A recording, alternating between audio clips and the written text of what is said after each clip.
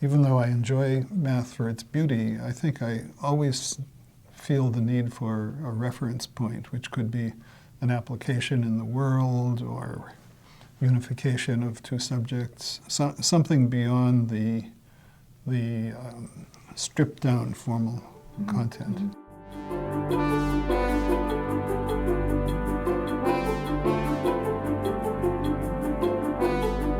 But I really understood what math was about only in the 10th grade when I took Euclidean geometry, and I fell in love with the subject. It was so pure, so pristine, so clean, and so amazing that you could prove things through pure logical reasoning. I used to pretend to be sick so that I could stay home and solve geometry problems.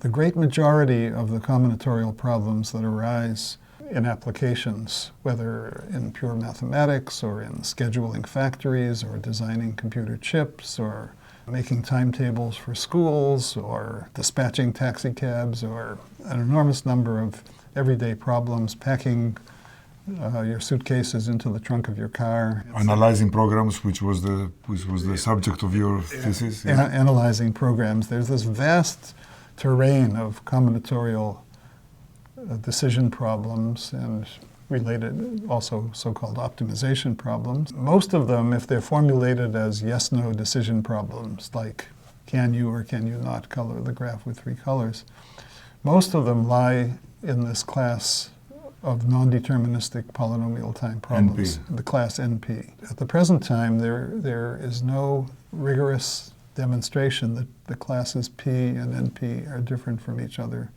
And that's generally considered the biggest open problem in computer science and maybe one of the half-dozen most significant open problems in all of mathematics. And in fact, among the open problems in mathematics, it may be the one that has the greatest philosophical significance because it deals with the very nature of proof. So I presented a paper at a conference at IBM in which I unveiled my list of 21 problems. It was perhaps the first occasion where the theory of computing directly had bearing on problems out there in the real world. It happened to be sort of the sweet spot, you might say, where the typical difficulty of optimization problems in the real world was captured by the class NP. Computer is many things. It's an artifact, it is an industry. How do all these aspects of computation affect computer science and especially the theory? We need to turn our attention to models different from those we used before. So for many decades, the Turing machine model held center stage, and it was adequate for most of our investigations. In the case of a Turing machine, the task is very simple. You have a single user computing a single function. And by contrast, with the World Wide Web, what we have is a dynamic community of agents, partly cooperative, partly adversarial, conducting economic and social transactions. We're entering a phase of personalized medicine now, where it may be possible to tailor medical treatments according to the particular genetic structure of an individual. For that, we have to analyze complete genomes to understand which genetic mutations or variants create susceptibilities to disease. So it's a huge combinatorial problem. Starting around 1991, I began to devote myself to combinatorial problems arising in computational biology, and I've continued to do that for over 20 years now.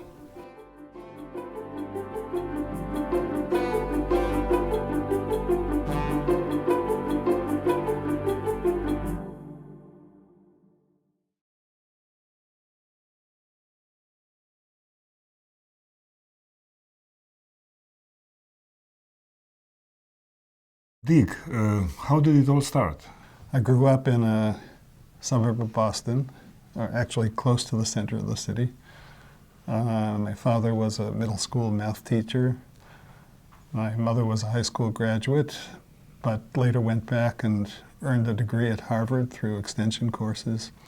proudest moment of her life was when, at age 57, she stepped up to receive her diploma at Harvard. Education was very much paramount in my parents' worldview. There were four of us. I'm the oldest of four. And they spaced us out at intervals of a college career so that they could have one kid in college at a time. I think the greatest admiration I felt for my father was when I visited his class in the middle school where he taught.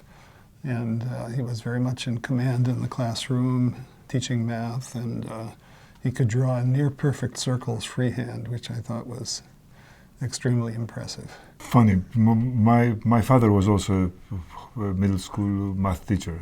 So did you end up talking with him about math?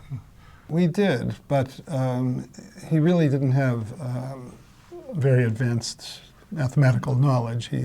He was pretty much limited to what he was teaching. But his presence and sense of command in the classroom was something that I wanted to emulate, and I think that it's not an accident that I went into teaching eventually. I always was good at mental arithmetic somehow. That's not math, as I explained to my friends, but I was able to multiply 3 or even 4-digit numbers in my head to amuse my friends. Math helps, but not much, yeah. It doesn't help much. I didn't have any special tricks. But I really understood what math was about only in the 10th grade when I took Euclidean geometry, and I fell in love with the subject. It was so pure, so pristine, so clean, and so amazing that you could prove things through pure logical reasoning. I used to pretend to be sick so that I could stay home and solve geometry problems. The other subject that I particularly liked in high school was Latin, which again I think had a nice logical structure that I enjoyed.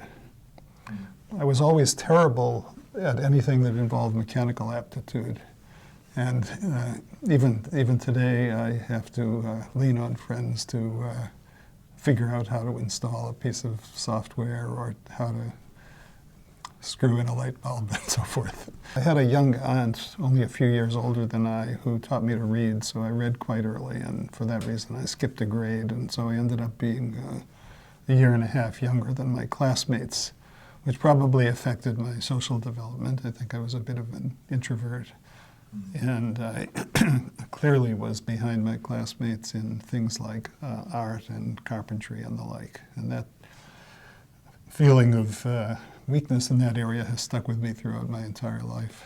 Many years later, I got an honorary degree at the University of Pennsylvania, and the person who introduced me at that event had been in a lab with me at Harvard, an electronics lab, where I was the klutziest fellow in the whole class. And so he was totally astonished that anybody like me could possibly get an honorary degree from any institution.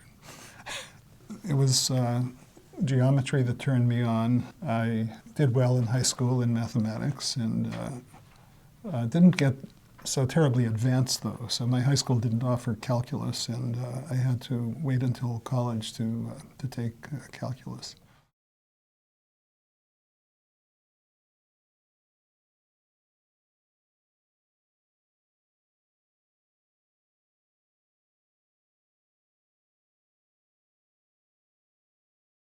Harvard was an obvious top choice, I guess.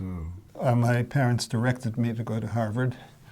They directed me also to apply to MIT as a backup, but it was clear that they wanted me to go to Harvard.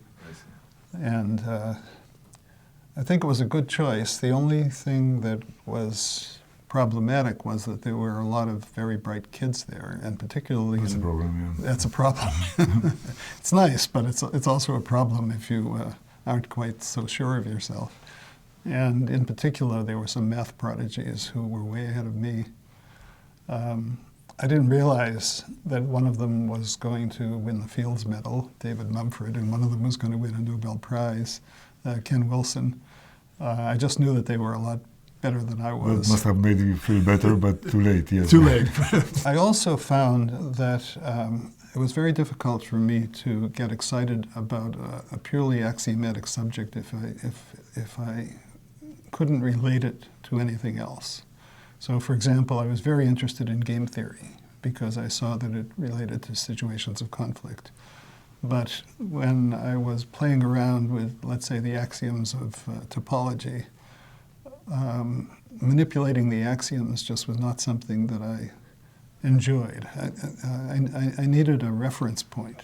Not necessarily outside math, even inside math would Yeah, suffice. even inside. Like, I didn't have any trouble appreciating abstract algebra because they were the specific instances of the general axiomatic systems. Even though I enjoy math for its beauty, I think I always feel the need for a reference point, which could be an application in the world or unification of two subjects, something beyond the stripped down formal content.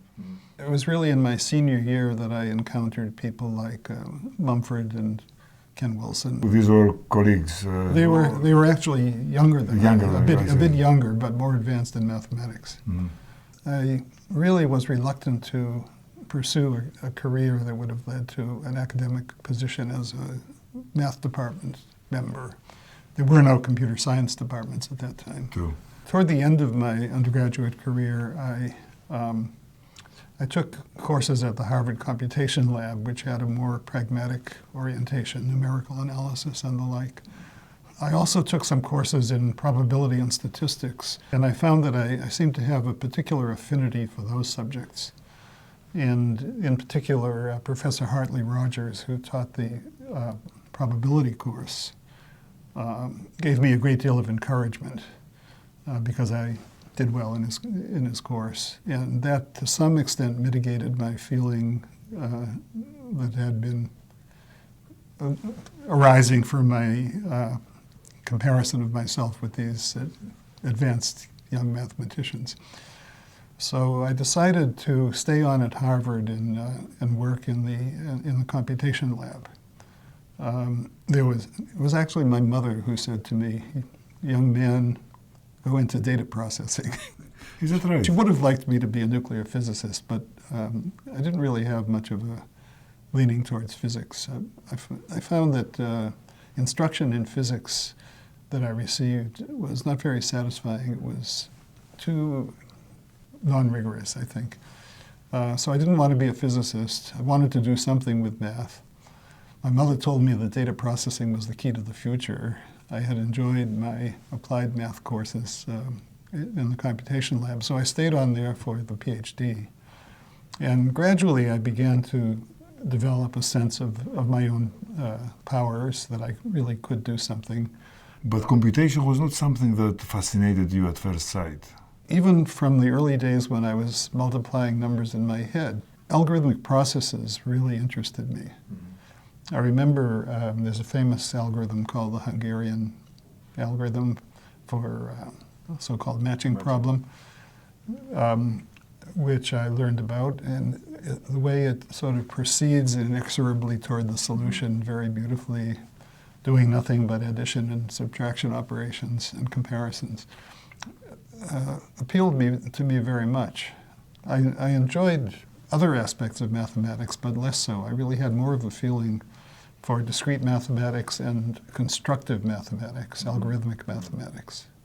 I know that Don Knuth has expressed, a famous computer scientist, maybe the most famous, has expressed similar feelings about his own mathematical leanings. So I was lucky to come along at a time when discrete mathematics was something that one could make as his specialty. Over the course of my graduate career, I began to get a stronger grip. I began to feel that I had some capabilities. I was successful in some summer jobs at outside laboratories, and I found that I seemed to have a knack for lecturing. I had a few occasions to give seminar talks and to fill in occasionally for an instructor. And I discovered that the process of putting a lecture together and delivering it really appealed to me very much. But you didn't go into academia. One couldn't in those days. My interests were not along the main lines of a mathematics department, and there were no computer science departments. Nowadays, mathematics departments do hire computer scientists, but at that time it was probably unheard of. Well, the term computer science was coined after I got my PhD, as far as I know. I'm not sure, maybe around the same time. I began reading the meager literature that existed on combinatorial mathematics and theory of computation. There wasn't much. There was the graph theory book by Koenig. There was, I think, Berge's book had come out by that time. A few other references, Kleeni's book on Introduction to Metamathematics. But there wasn't really very much to dig one's teeth into at the time. So I did a PhD dissertation that was concerned with the application of fairly elementary graph theory to the analysis of computer programs, figuring out which variables could be deleted and which variables could share a storage location if they didn't conflict. Things like that. That became something of a fashion in computer science later. I anticipated some of that. That was my thesis.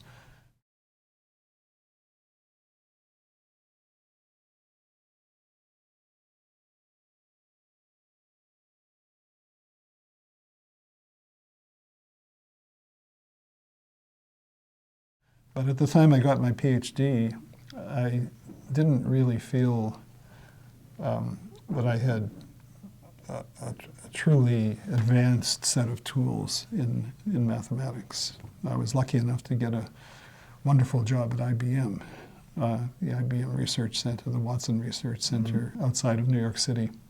And I consider the 9 years that I spent at IBM really a continuation of my education. I was lucky to have some wonderful mentors.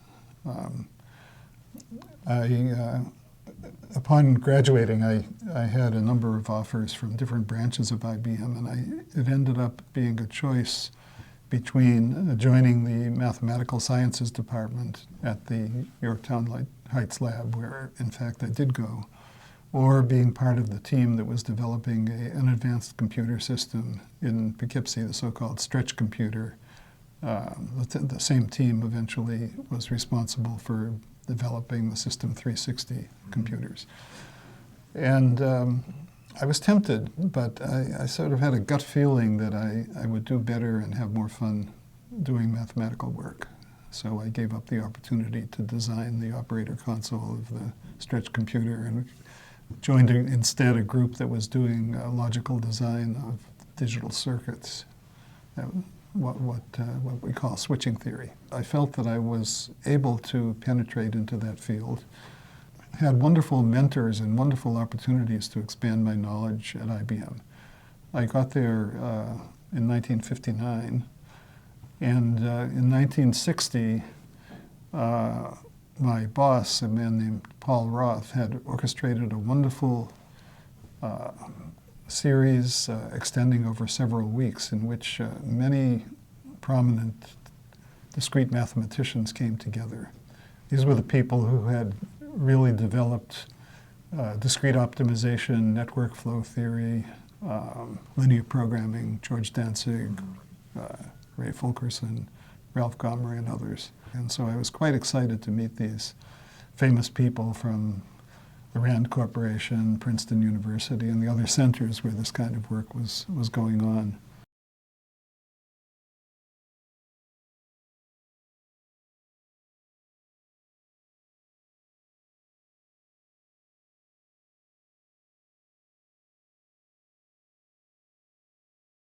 A very influential figure for me was Alan Hoffman, who joined IBM a little after I did, but is about 10 years older than I am. Alan had been one of the leading figures in the development of linear programming and combinatorial optimization up to that point. He came from Rand? No, he had been at some center at UCLA where Derek Lamer was also operating, as I recall. Alan was known, among other things, for his example of the phenomenon that the famous simplex method of linear programming could get into a loop. Although it never happened in practice, he constructed an artificial example. So he had some interest in algorithms, but basically he was more interested in mathematical structures from a non-algorithmic point of view. So he and I had very different styles, but he became a model for me in terms of the elegance of his abilities at mathematical exposition, and also the certain bodies of knowledge. So he taught me what he knew about linear programming and network flows, flow of commodities through networks, and a little bit about eigenvalues of graphs and that sort of thing. So basic discrete mathematics. And he also used to set me up with dates with girls who were friends of his wife or his family. So he was an all-purpose It's also useful, yes. all-purpose mentor. The period at IBM was extremely enjoyable. It was really a dream job. Every now and then I was asked to do something for the company, which I was willing to do, of course, but 90% of the time I was on my own to work with colleagues at the lab, and they were very good people. There were a couple of things I worked on that seemed to have had an impact from that period. One of them was some work on the traveling salesman problem. The famous problem where you have a salesman who knows the distances between every pair of cities in his territory, and he wants to make a tour of his territory while minimizing the total distance traveled. With a colleague named Michael Held, we developed some algorithmic approaches that for a time made us the world champion solvers of traveling salesman problems. We lost that position very soon, and by now, of course, we've been left in the dust by much more sophisticated methods. Some of the tools that we developed, what's called the lower bound on the cost of the optimal tour, is still investigated. It's still investigated. And it's still the champion lower bound. Yeah, I suppose so, yes. I also worked with a long-term colleague, Ray Miller, who was at the IBM Research Lab with me, and we got interested in parallel computation, partly motivated by the desire of IBM to develop some algorithms that could be submitted to the patent office so that IBM would have some standing in the area of patented algorithms in case that became a competitive issue. And so we developed some formal models that we could use to develop parallel algorithms. And in particular, we created an abstract model of computation that could be asynchronous, meaning that it wasn't entirely predictable whether one step would precede another. And we studied vector addition systems. Yes, and that led to a nice mathematical formalism called vector addition systems. A vector addition system was a kind of rule for generating a subset of the lattice points in a d-dimensional space. And the decision question that we studied was whether a particular vector addition system generated an infinite set of reachable points, so-called, or just a finite set. The boundedness. The boundedness question. And the interesting thing was that Ray and I showed that it was algorithmically solvable. Later, other investigators showed that while it was algorithmically solvable, the best algorithm for it would inevitably require an astoundingly high number of computation steps. This was something that we hadn't really thought about. It was indicative of the level of development of the field that nowadays you always ask for automatically what is the time bound. But there, at that point, we satisfied ourselves just showing that there was a terminating algorithm for the problem. And that was what was known also for much easier problems like linear programming, max flow, and so on. People seem to be content that the algorithm was finite. That's right.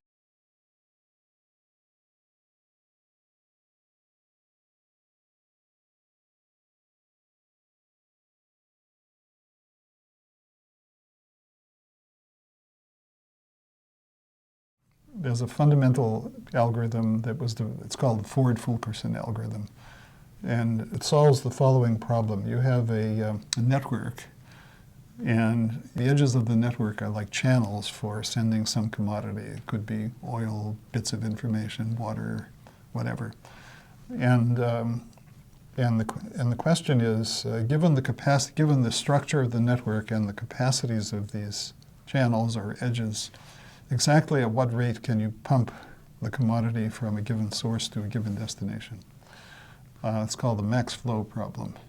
There's a beautiful theorem called the max flow min cut theorem, which characterizes it. It's related to linear programming. And there was a very nice algorithm called the Ford-Fulkerson algorithm for solving this problem. But the Ford-Fulkerson algorithm could run for a very long time. And in fact, if you had irrational capacities, it could even be non-terminating. Fulkerson knew that, actually. Fulkerson did know that. It didn't occur to them to derive a variant of the algorithm that would have a nice upper bound on the number of computation steps. And so I discovered two variants that one of them worked in what we call strongly polynomial time. The other worked in a running time that depended on the number of bits in the data. So they were two basically efficient algorithms whose efficiency we could prove. And it turned out that a brilliant young mathematician named Jack Edmonds at the National Bureau of Standards had also worked along the same lines, and it was a case of simultaneous discovery. This was very lucky for me because that gave me entree to visit Jack at the National Bureau of Standards. And my first visit to him was one of the most inspiring moments of my entire career. Jack was not part of the establishment of the field. He didn't hold a professorship at a major university. He didn't even have a PhD.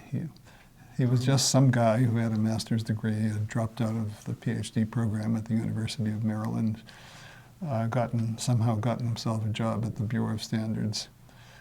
But he was doing absolutely brilliant work.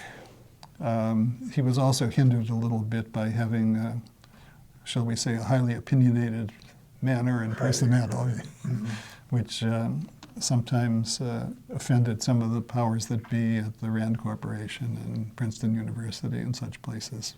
But he did work of historic value in the field of combinatorial optimization. And I visited him in order to pursue this joint work that we were developing on the network flow problem. But we spent a day together where he told me about the concept of polynomial time computation, the idea that you would like to show that your algorithm runs in a time bound that's only bounded by some fixed power of the size of the input. And he discussed how you could attack these combinatorial problems by formulating them properly and in a non-obvious way as linear programs, and how that led to beautiful combinatorial algorithms for standard problems called matching, matroid intersection, minimum arborescence. Jack just blew me away. It was like my most eye-opening single day I think I've ever spent. Interesting you say that. I mean, in a famous interview later, much later, to George Nemhauser, Jack, when asked, so what are you telling me, Jack? Are you saying that this is like Einstein's special theory or something? And Edmund said, yeah, it's somewhere up there. And at that time I laughed, and so I smiled and laughed, but the more I think about it, he does have a point. It was fundamental, transformative, and completely out of the blue. Right, and it definitely was one of the developments that prepared the way for my later work on NP completeness, which has to do with the issue of figuring out which problems are solvable in polynomial time. That came a few years later. So Jack and I ended up writing a paper together on these network flow problems. that's pretty much the story of my time at IBM. It was just a wonderful interlude in my life, running from 1959 to 1968.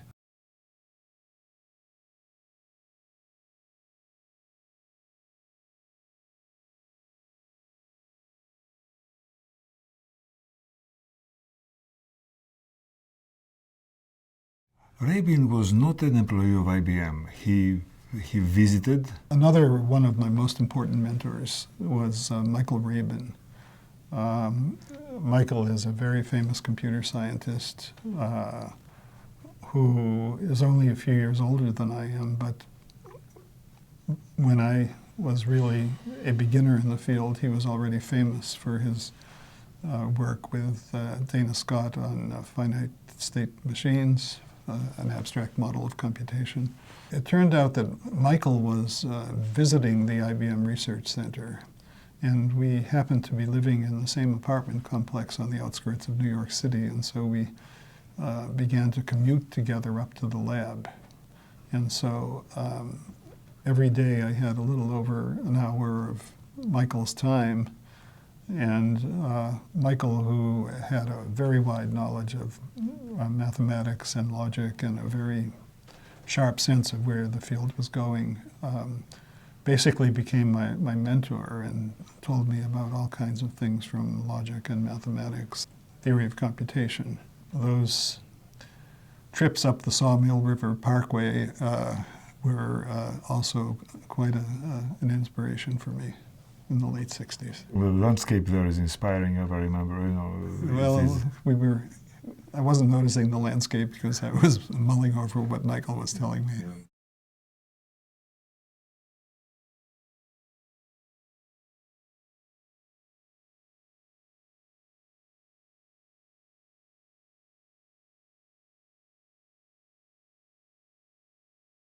And you stayed at IBM for 9 years? I stayed at IBM for 9 years.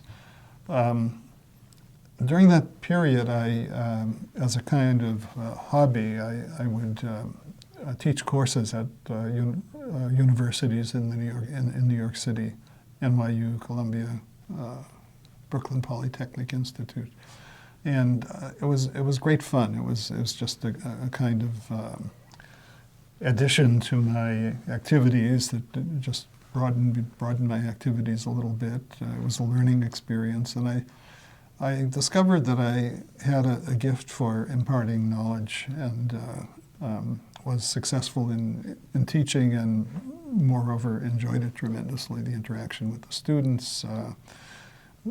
Teaching has always been a vehicle for learning on my part. It was a way in which I was motivated to expand my knowledge, and it was just totally delightful. The only downside of it was that the wind that whipped down Riverside Drive when I went over to Columbia to teach evening courses was a little hard to take in the wintertime. But apart from small details like that, it was just a wonderful additional experience to do this teaching. And so I began to turn my thoughts toward making teaching a more important part of my activities, and began to think about looking for a position at a university. But in 1968, when I learned that Berkeley was setting up a computer science department, I felt somehow that I was ready to make the move. My colleague Michael Harrison called me up. He regaled me with tales of the beauties of California, the exciting atmosphere on the Berkeley campus, full of revolutionary ideas, and the package of living in Berkeley, being able to witness some of the social movements of the time, and being part of a great university's computer science department appealed to me, and I gave up my position at IBM and moved to Berkeley in the fall of 1968. Must have been an interesting time at Berkeley. You used the verb witness for the social movement. Yes. I have to admit that I was a bit, you might say, a voyeur, that I really wasn't throwing myself into for example, the anti-Vietnam War movement or any of the other. Free speech. The free speech movement was a bit earlier, so that had happened in '64 or '65. But I was very interested in the atmosphere around the anti-war movement and the various socially revolutionary things that were happening, and Berkeley was certainly one of the focal points of all of that. But I was basically a voyeur, a witness. I wasn't really deeply involved. I did a couple of minor things when the campus was closed. I would give lectures at my home. Once one of my perhaps my best friend from that period of time was a colleague, Gene Lawler, who was more active than I in these movements, and I had to go out to a Santa Rita prison near Berkeley to bail him out of prison after he was arrested for participating in an unauthorized march through the streets. So I had some tangential involvement in all of that. Even 30 years later, when I chose to come to Berkeley, the memory of that period was one of the attractions, so it must have been even more attractive when it was going on. Yes, but Berkeley has changed. I remember when Mario Savio, who was the leader of the free speech movement, emerged from hibernation. He was really avoiding the public eye, but he did come to Berkeley for the 20th anniversary of the free speech movement. And I happened to be teaching a class that met at the same time as the lecture that he was going to be giving on Sproul Plaza. And so I told this class of 70 students that they really should go and listen to Mario Savio, and I would excuse them from the lecture. Out of the 70, just one person stood up and left the room. I think most of them were mystified. They had never heard of the free speech movement or Mario Savio.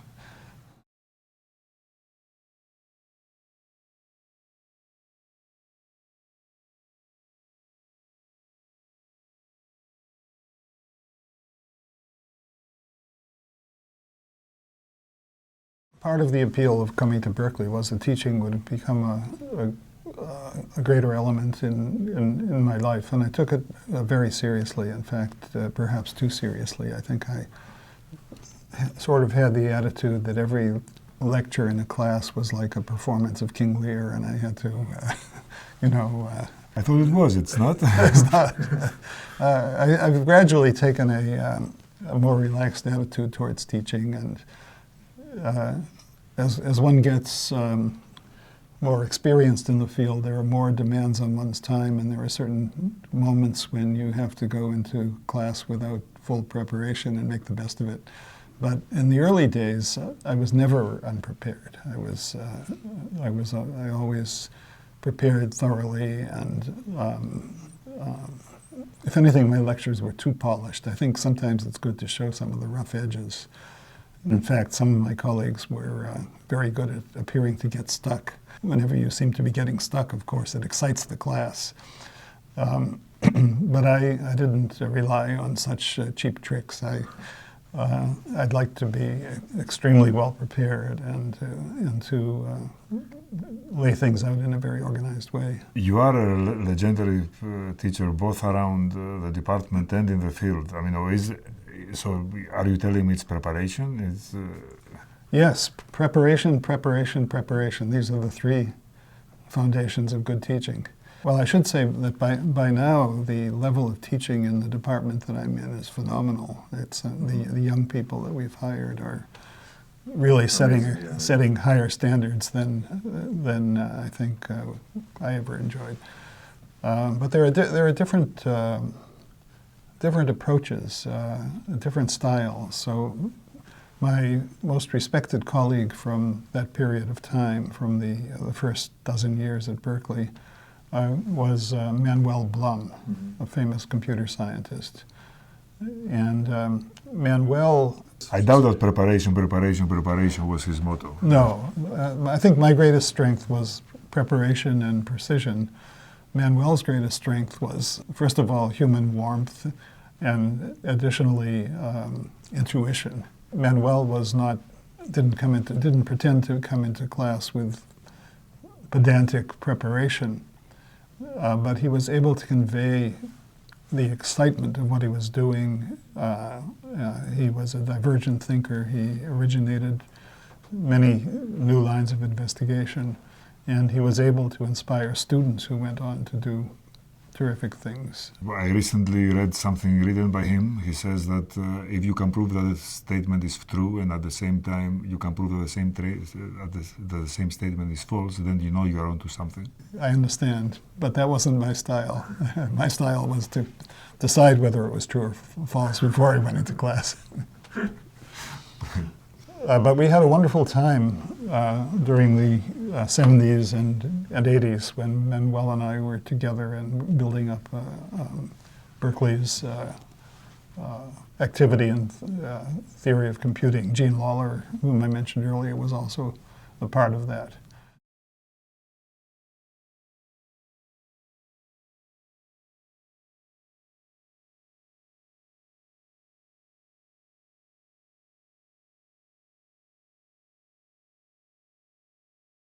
You became chair at that time. There were administrative changes or cataclysms going on. When I joined Berkeley, I became a member of two departments. One of them was related to operations research and in the College of Engineering, and the other one, which I thought of as my main department, was a fledgling computer science department in the College of Letters and Science, which had split off from the electrical engineering department. So Berkeley had a situation where we had these two departments establishing themselves. The older electrical engineering department, which had a computer science section of 12 to 15 faculty, and a small new department in the College of Letters and Science that was trying to define itself in a slightly different way, relating more to the social sciences and the humanities. But it turned out that the differences were very superficial, and it became clear after a while that the two departments were really duplicating each other, and the administration decided that something had to be done about this duplication. There were also very bitter feelings on the part of many of the faculty in the two departments. There were a number of people making personal innuendos, and it was a messy situation. And I was selected to be the leader of this activity after it was merged back into the electrical engineering department as a supposedly autonomous division of the department. And so my main job was to sort of mend the fences, to get people past the rivalries that had been going on. And I think in that we were successful. I think people were really ready to give up their grudges, and so from that point of view, things went pretty smoothly. The computer science division that I was heading was in some fuzzy way supposed to have some degree of autonomy, and still fuzzy. Still fuzzy after all these years. But the chairman that I worked under, at least for the first year of my term, was very understanding of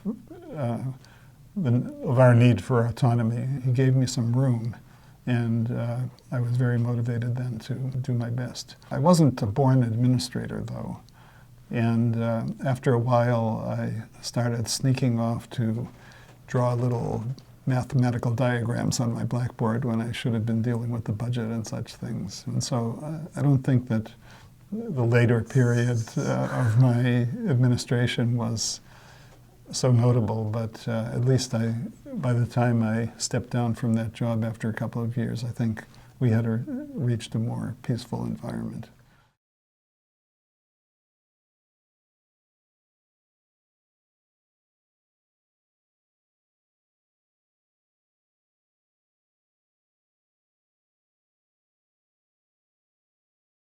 Let's take a particular computational problem as an example.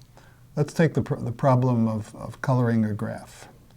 So a graph is just a structure where you have a set of points called vertices and lines called edges connecting them. So it's a pattern of interconnections between the vertices.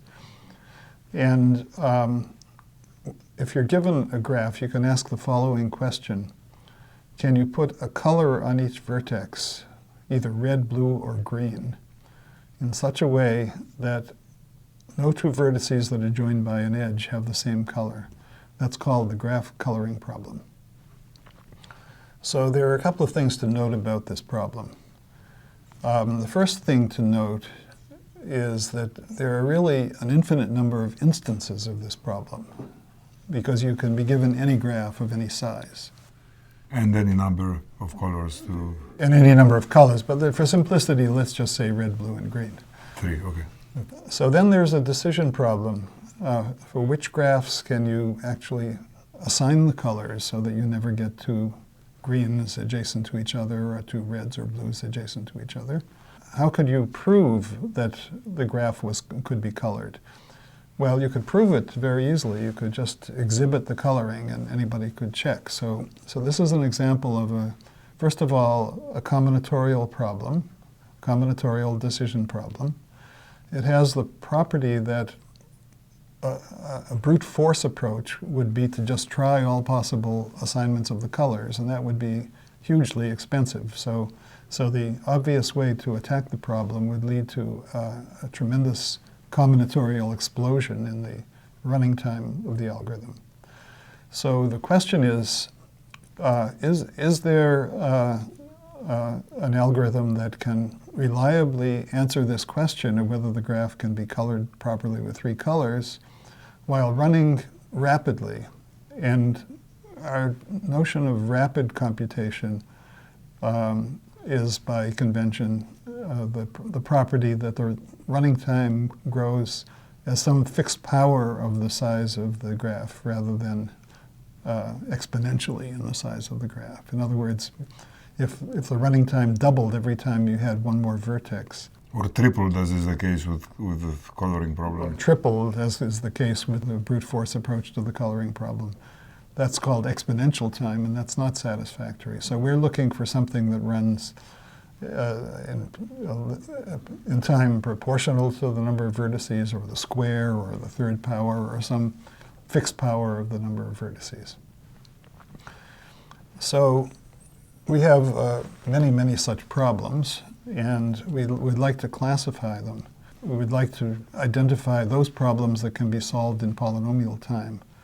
And we have a name for that class of problems. We call it P for polynomial. Now, you could also ask for which problems is there a quick way of demonstrating, once you have found it, once you've decided that it's solvable, a quick way of demonstrating that it's solvable. Well, in the case of the coloring problem, that's easy. You just exhibit the coloring. So the class of problems where there's a quick way of presenting a solution once you have it is called NP, for non-deterministic polynomial time. I won't explain why the term non-deterministic is appropriate, but that's what we call it. So it turns out that the great majority of the combinatorial problems that arise in applications, whether in pure mathematics or in scheduling factories or designing computer chips or making timetables for schools or dispatching taxi cabs, or an enormous number of everyday problems, packing your suitcases into the trunk of your car. Analyzing programs, which was the subject of your thesis. Yeah. Analyzing programs. There's this vast terrain of combinatorial decision problems and related, also so-called optimization problems. Most of them, if they're formulated as yes-no decision problems, like can you or can you not color the graph with 3 colors, most of them lie in this class of non-deterministic polynomial time problems, and the class NP. Which is also, isn't it, a natural limit of our ambition? I mean, because if you cannot even recognize a solution if they gave it to you, if you bumped into it, then how can you expect to find it?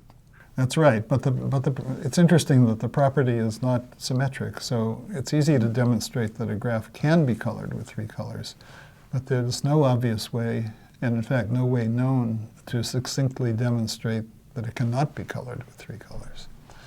So there's also that aspect of it.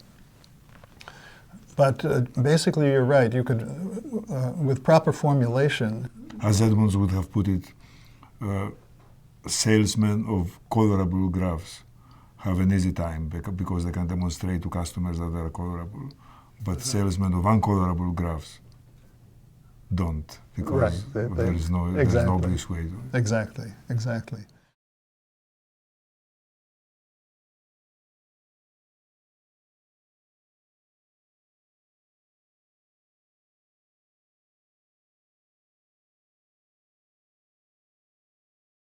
Taking a slight technical liberty, NP represents essentially all of the usually arising, the combinatorial problems that arise in practice. And within that, there is P, the seemingly much smaller class of problems for which we have polynomial time algorithms rather than exponential time algorithms. So there are many problems that are in P, the problem of sorting a list of numbers, the problem of finding a shortest path through a graph. The network flow problems that we talked about earlier are examples of problems that are in the class P, but these are really exceptional. The great majority of the problems that arise in applications and which lie properly described in NP do not appear to have such polynomial time algorithms. The great majority of problems that we have to solve in practice don't appear to be in the class P, but we have at the present time no proof of that. It still remains a legitimate possibility that P is equal to NP, that the class of problems that can be solved efficiently is the same as the class of problems that can be verified efficiently once you have found a solution. None of us, I think, really believe that those two classes are the same. If the two classes were the same, it would be tantamount to saying that finding a proof is as easy as verifying a proof, which violates all of our intuitions about mathematics. But at the present time, there is no rigorous demonstration that the classes P and NP are different from each other. And that's generally considered the biggest open problem in computer science, and maybe one of the half dozen most significant open problems in all of mathematics. Mm-hmm. And in fact, among the open problems in mathematics, it may be the one that has the greatest philosophical significance because it deals with the very nature of proof and whether finding a solution is harder than exhibiting the solution. Interestingly, it was discovered that in 1954, Kurt Gödel himself had proposed it, had actually stated it. Yes, a letter by Gödel to von Neumann, yes. In an informal way, raised this question. And later it was found that John Nash had speculated along these lines as well. That's right.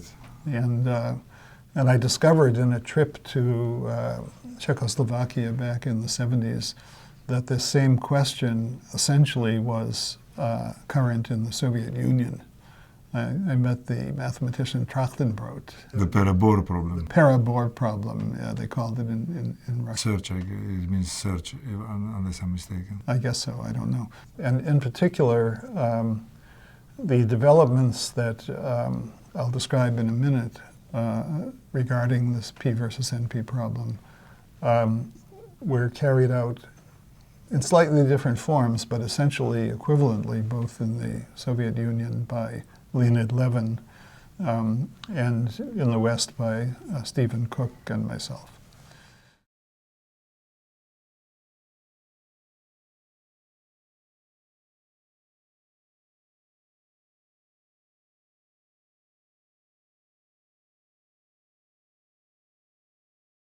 Did you hear from Edmonds about the P versus NP problem?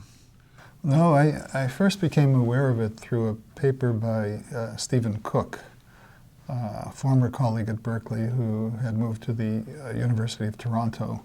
It was in that paper that he gave a formal definition of NP, the class of problems for which a solution can easily be verified.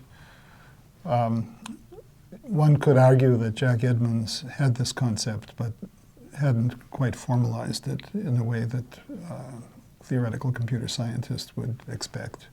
But Cook did that, and then he did one additional amazing thing.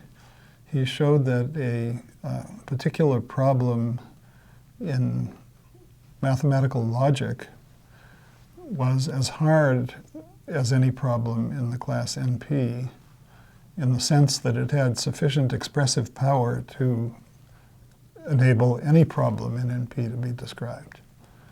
And this is what's called the satisfiability problem of propositional logic.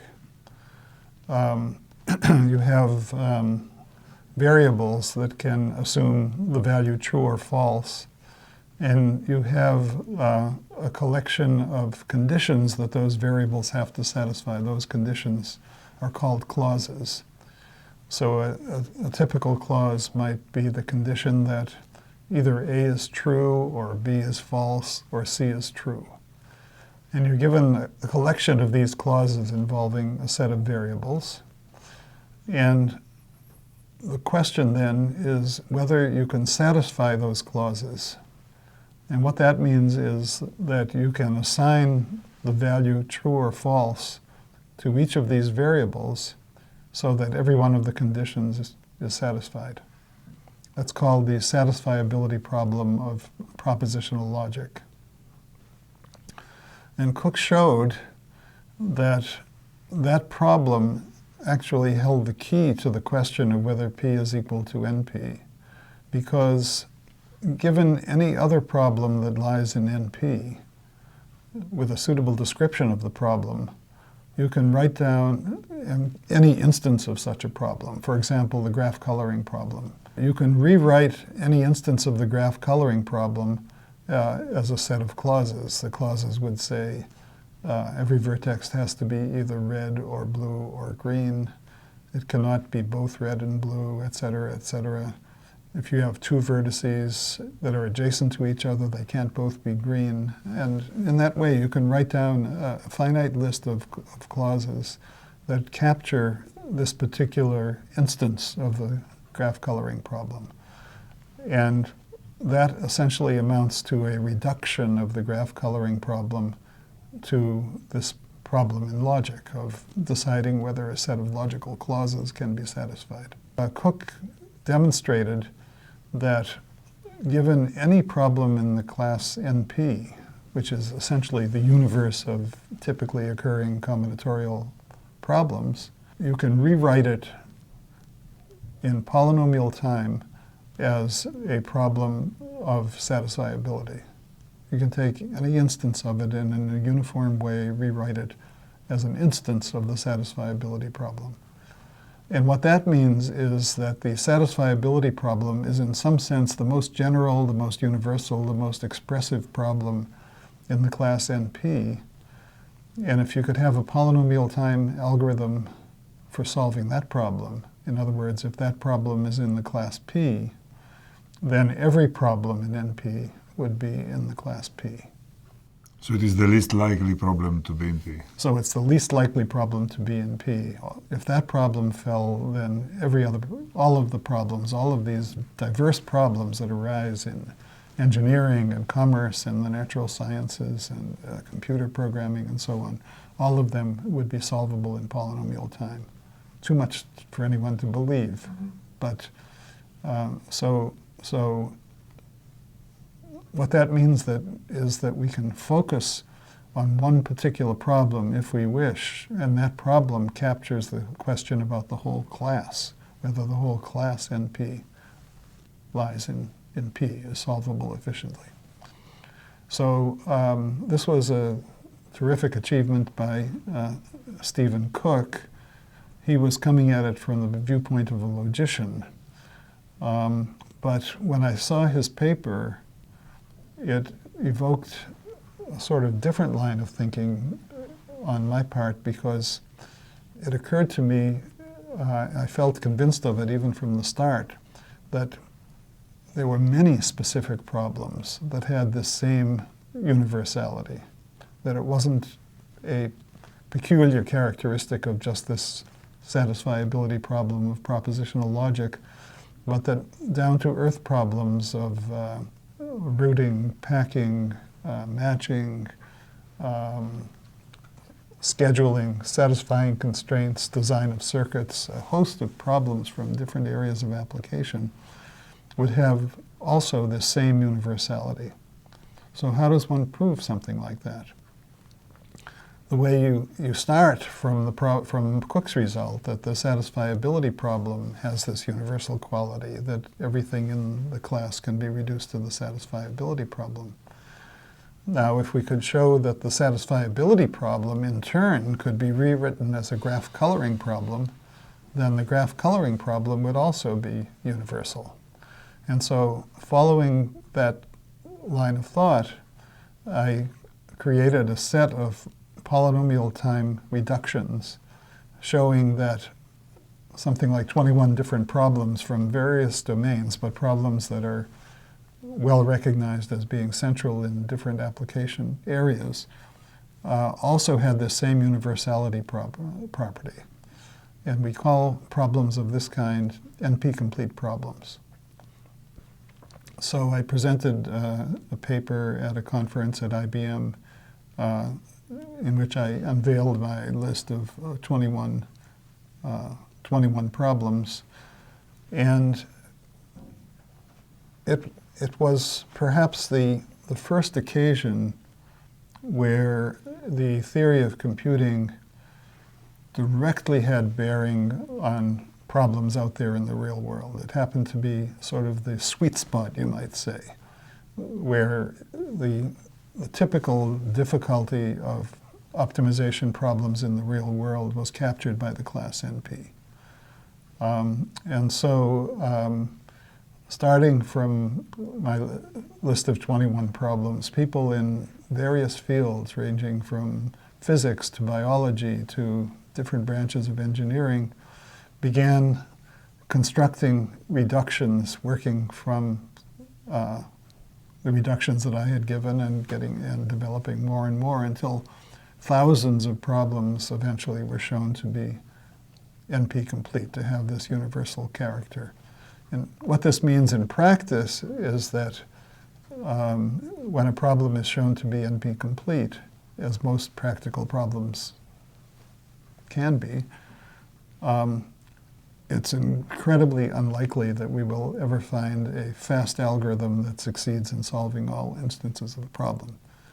So it's a kind of impossibility result. Unfortunately, we have a strong belief that NP is not contained in P, but we don't know it for sure. This is still the P versus NP problem. But our ignorance has let us go a long way. But our ignorance has let us go a long way because we now know that all of these NP-complete problems are equivalent. Either all of them or none of them are solvable in polynomial time.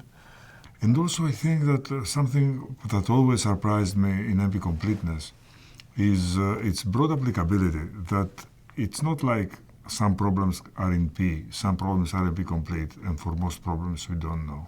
Right, most problems are NP-complete.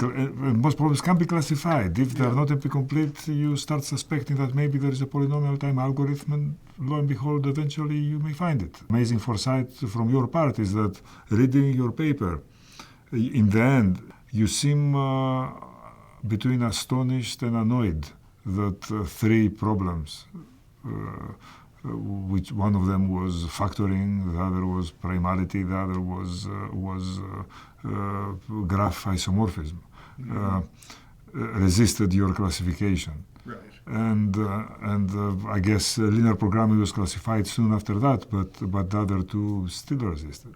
from the starting point of my paper, people developed a kind of cornucopia of NP-complete problems using very refined methods far beyond the relatively simple methods that I had used. And Christos, you were very influential in that line of work. I started my graduate career a few months after you published your paper. This means that I never had trouble really choosing a thesis topic. I was in awe of the depth of some of the reductions that you and other colleagues like Larry Stockmeyer and Mike Gary and David Johnson and various other people produced. So it became a very refined area where not only were broad problems shown to be NP-complete, but even very restricted special cases of them could be shown to be general, to be universal. And also you spoke about that, the breadth of the applicability of this notion. I probably have told you this, but I looked up at the search engine the term NP-complete. How often does it appear in scientific papers? Yeah. And I got over 2,000 papers that contain NP-complete in their title and abstract. Mm-hmm. And that may not be surprising until they tell you that I had restricted the search to physics and chemistry. I see. I wonder how many of those authors actually knew the definition of NP-completeness, and how many of them were using it in a kind of informal way, synonymous with hard. This would be even we would speak even louder for its impact. Yeah. The more an scientific achievement is abused in the literature, the higher it is. Yeah, that's interesting. So this was a peak moment of my career. But it left us with a question: how do we cope with these problems? We still have to schedule our factories and our schools. We still have to ship cement from factories to the battlefront and so forth. We still have to optimize production in different ways. And not only that, there are many problems in pure mathematics that we would like to attack from this point of view. So how is it that the world doesn't grind to a halt? How is it that we can still dispatch taxi cabs and pack the suitcases into the trunk of the car? And partly it's because some of these are fairly small instances, but it's more than that. We seem to be able to do well on quite huge ones as well, even though the problems are NP-complete.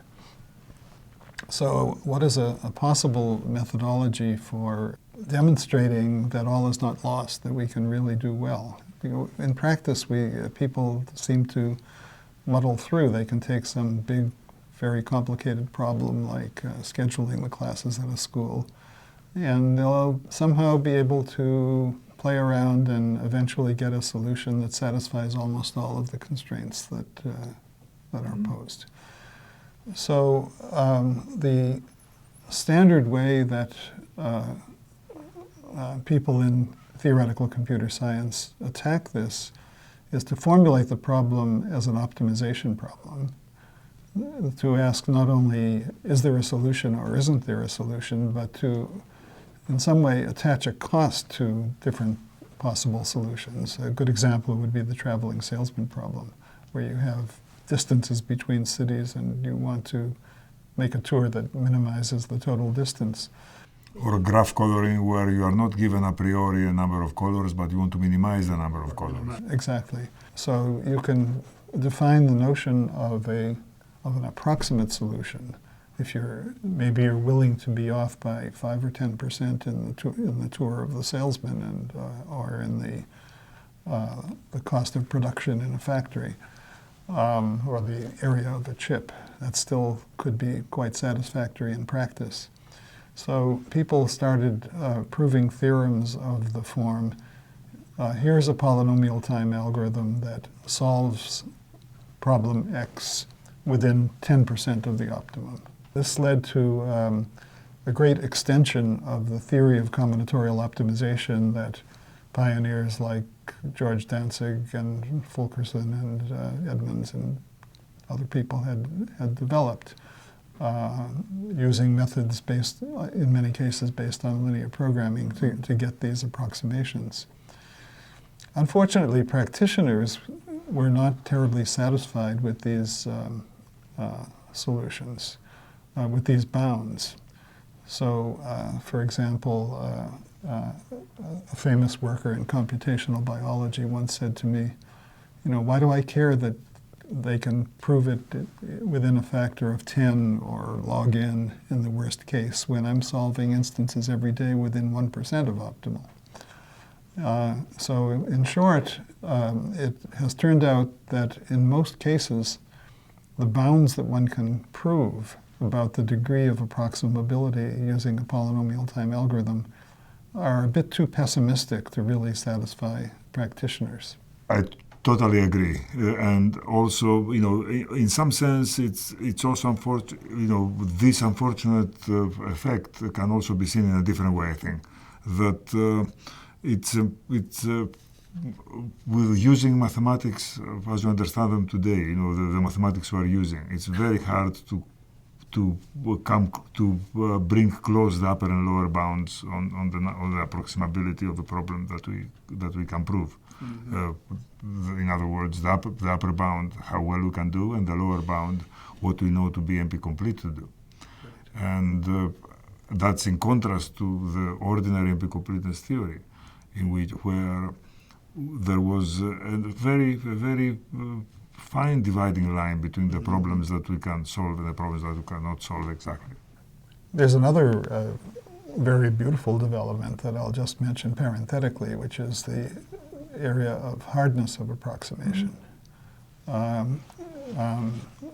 People developed very powerful theorems in the, I guess it was the late 80s, which enabling them to prove the limits of approximate algorithms.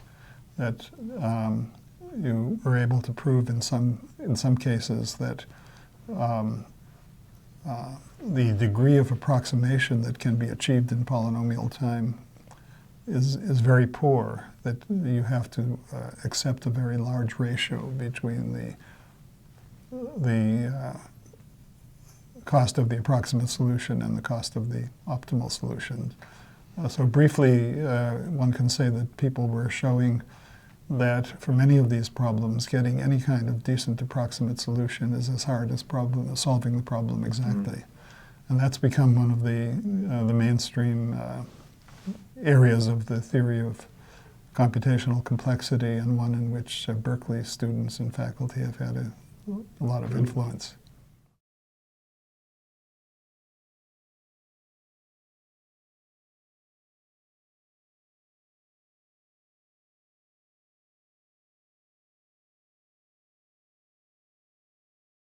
Getting back to the birth of NP-completeness, a little bit with my personal history on this. First of all, I became distracted for a couple of years because I was appointed to head this new computer science division where we were attempting to heal the wounds of the rivalry that had been created. And unlike some others who've had such positions and were able to, like yourself, were able to continue their research, I didn't seem to be able to juggle things well enough. So I had to really concentrate on my administrative job for a couple of years and didn't make progress on my theoretical work. And by the time I left my administrative position, the techniques of proving NP-completeness had moved well beyond what I had been able to do earlier. I should mention that there was, I think I did say something about it a few moments ago, but there was, in parallel with the work that Stephen Cook did in the original NP-completeness and followed on by further reductions, Leonid Levin, a brilliant mathematician in the Soviet Union, did very much the same thing around the same time. And Levin eventually came to the United States and has become a prominent member of our theoretical computer science community. So when I came off my administrative post and had a little bit of time to think, I began to ask myself, how can we bridge the gap? How can we get some constructive results to demonstrate that all is not lost with these NP-complete problems? And it occurred to me that maybe the thing to do was to show that some of these problems were efficiently solvable on the average. So I began to delve into average case complexity. What do we mean by solving a problem on the average? So you have to define some probability space of problem instances. For example, if you're looking at a problem on graphs, you might assume that all the graphs with a given number of vertices and edges are equally likely. It's a very simplistic assumption. Or if you're dealing with a problem where the data in the problem consists of the numbers in a matrix, you might assume that these numbers are drawn independently for some simple distribution. And indeed, if you're willing to make assumptions like this, you can prove nice theorems. You can prove that it's easy to, for example, to find what's called a Hamiltonian circuit in a graph, a tour that visits all the cities without repetition. And many of these problems become easy. You can show that the traveling salesman problem can be solved with very small relative error. And so I reveled in this and had a great time proving results of this kind for a few years in the mid to late 70s. The reception for this kind of work by the community was at best mixed, because the simple probability distributions that we were assuming didn't strike people as being particularly descriptive of the kinds of problems that would come up in practice. Perhaps the intellectual tradition of computer science has been to be agnostic about where the inputs come from. Yes. You'd like something that works for all inputs, and that was not being provided by this probabilistic analysis. So I had a great time with it, but it was not necessarily a landmark achievement in terms of the progress of the field. However, a related direction became very prominent. In the kind of probabilistic analysis that I was engaged in, the probability is in the generation of the input. So you're assuming that the input is a random graph or a random matrix or something of that nature. There's another way to inject probability, which is to assume that the input can be any graph, any matrix, any data object, but that the algorithm is allowed to generate random numbers, or allowed to have a source of random numbers, random zeros and ones, for example. In a 1976 paper presented at a conference at Carnegie Mellon University, Michael Rabin, the hero with whom I had commuted to IBM back in those days, again inspired me and the whole community by giving some beautiful examples of algorithms which depended on a source of random numbers and could solve problems that we didn't know how to solve without randomization. And he gave two very striking examples. One of them is the problem of finding the closest pair of points in d-dimensional space without exhaustively looking at all pairs. And the other one was testing whether a number is prime, whether a number has no divisors except itself and 1. So Rabin, building on some earlier work by Gary Miller, who was a student at Berkeley at the time, gave a randomized polynomial time algorithm for testing whether a number is prime. The algorithm depends on random coin tosses, random bits. So it generates random tests that can be applied to the given number. If any of these tests fail, then you have a demonstration that the number is not prime. But if these random tests succeed, then you're left in doubt as to whether the number is prime or not. But tiny doubt. But very small doubt, because every time you generate a new random test, if the number is not prime, you'll have at least a 50% chance of showing that it's not prime. So if you apply a series of such tests, the chance that a number that's not prime would survive and remain in doubt would become vanishingly small. So in practice, this kind of randomized algorithm is really quite useful and quite valuable. The first polynomial time randomized algorithm for primality was actually due to the mathematicians Solovay and Strassen, but the version that was due to Miller and Rabin somehow, through the force of Michael Rabin's character in part, led to a revolution in the way we think about algorithms. There is the philosophical question of how do you actually get random bits, and there's a whole body of work on that. But in practice, one can basically get sufficient degree of random bits for practical purposes. So many, many problems were solved more efficiently or more simply by using randomization. You did a lot of work on this.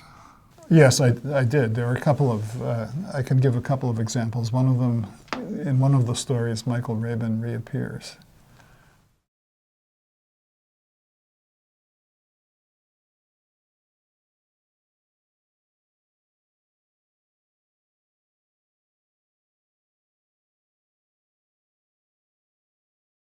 Michael came to Berkeley one day, and of course we were overjoyed to see him and took him out to lunch, and we're having a nice discussion in which Michael revealed a new algorithm that he had developed for the following problem. Suppose you have a large body of text and you're given a particular word, and you want to test whether that word occurs somewhere in the body of text. Well, you can do it by a brute force method of sliding the word across the text and checking in each position whether you get an exact match with the word.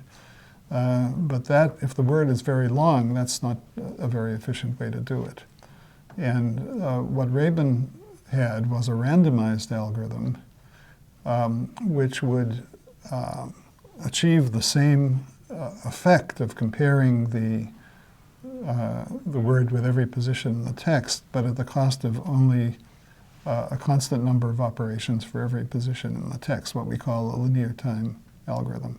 The basic idea is what we call fingerprinting, that you take the word and you compute a kind of random function which we call the fingerprint of the word. It's just like a fingerprint for a human, that the fingerprint doesn't describe you completely, but it's extremely unlikely that two different individuals would have exactly the same fingerprint. So you can use that same philosophy using random bits to generate a fingerprint. And Rabin had a particular way of doing that, which allowed you to take the fingerprint of the word whose occurrences you're searching for, and to slide across the text and compute the fingerprint of every stretch of text in such a way that when you advance from one position to the next, you do only a constant amount of work. And Rabin did this with a certain formalism involving random matrices of determinant 1. And so Michael showed us all of this, and it occurred to me that there was a slightly simpler way to do it, so I shouted out, "Michael, you don't need the matrices." Michael doesn't like to have somebody one-up him that way, but he thought for a little bit, and he had to agree that, yes, that was a somewhat cleaner way to do it. And so very generously he made me a co-author of what is now known as the Rabin-Karp string matching algorithm. Another example is the problem of finding a maximal independent set of vertices in a graph. This is perhaps a little bit abstruse, so let me try to explain it. You can relate it to coloring very naturally. You are trying to find a set of vertices that can be colored by the same color. The problem can be stated in that way. You want to find a maximal set of vertices that can be colored with the same color, so that no two of them are adjacent. Now, it turns out that the problem of getting the largest possible number of vertices that are independent in this sense is NP-complete. But you can ask for a weaker condition you can ask for a set of vertices which is independent. That means that no two of them have an edge between them, but is what we call maximal, which is different from maximum and means simply that no single vertex can be added to the set. Every vertex that's left out of the set is adjacent to some vertex in the set. Now, that problem is easy to solve by a sequential algorithm. You just pick a vertex and scratch out all the vertices adjacent to it and then pick another one and so forth. But what about doing it through a parallel algorithm? How can you do it very, very rapidly in parallel? People had conjectured that there was really no way to use the parallelism because you would then have to coordinate the actions of different processors in solving the problem. But Avi Vigdorson, a brilliant postdoc with me at the time in the late mid-'80s, I guess it was, together with me devised a fast parallel algorithm for doing this, and this was later improved by another colleague, Michael Luby, who was my PhD student. So the moral of the story is that a randomization, a use of probability different from what I had been doing with the probabilistic analysis, turned out to be an extremely powerful tool in the kit bag of computer scientists.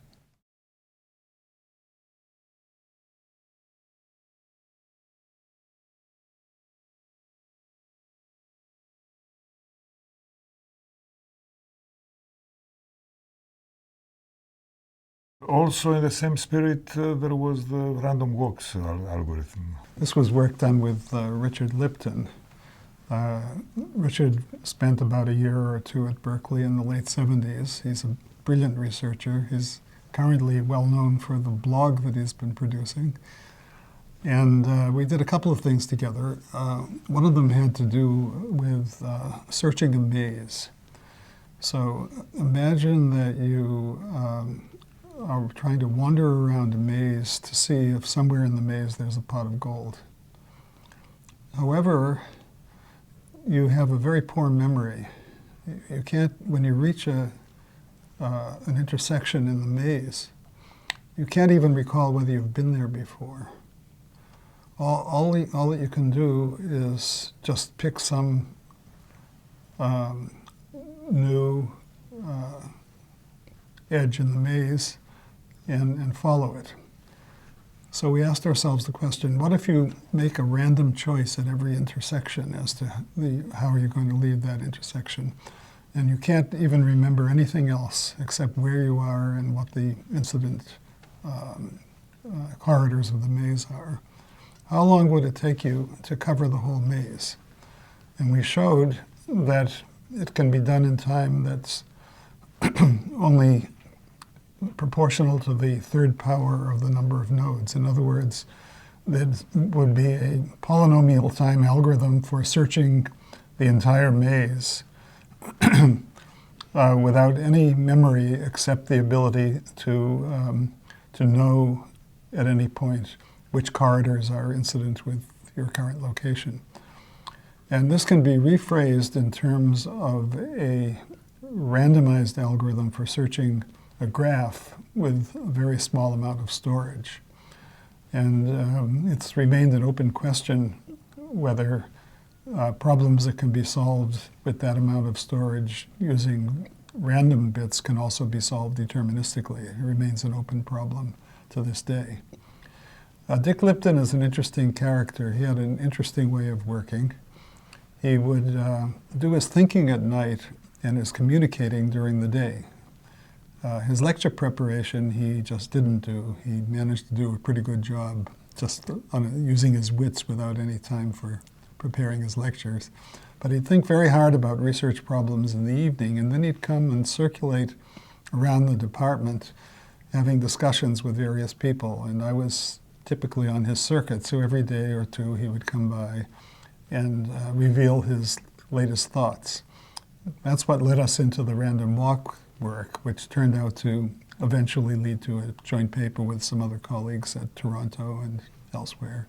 But he also proposed another interesting line of investigation. We have every reason to believe that the NP-hard problems are very hard.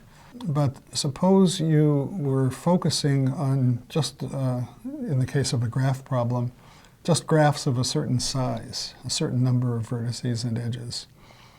Would you be able to devise a special purpose algorithm that would allow you to handle all of those graphs? And we could formulate that in terms of logical circuits that would take the description of the graph or the combinatorial input and feed it through a series of gates and end up with an output which would say yes or no to determine whether the input had the desired property. Could you formulate such a logical circuit tailored just for inputs of a certain size? And we showed that in the case of NP-hard problems or NP-complete problems, this would not be possible unless some very unlikely discovery event occurred in complexity theory that we believe is not possible. So this ruled out one possible avenue for attacking NP-complete problems, namely focusing one at a time on different sizes of inputs.